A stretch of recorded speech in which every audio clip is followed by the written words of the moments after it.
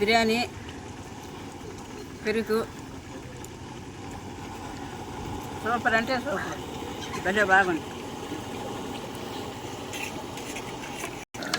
నేను చెప్పిన combo chicken ready.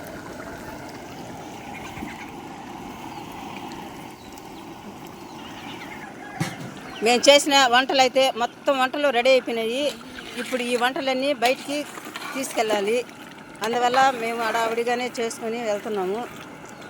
వంటలు అయితే రెడీ, చికెన్ కూడా రెడీ అయిపోయింది. మా ఈ వీడియో మీకు నచ్చినట్లయితే లైక్ చేయండి, షేర్ చేయండి, సబ్స్క్రైబ్ చేయండి, గంట సింబల్ కట్టండి. చూడండి ఎంత చక్కగా అయిపోయిందో.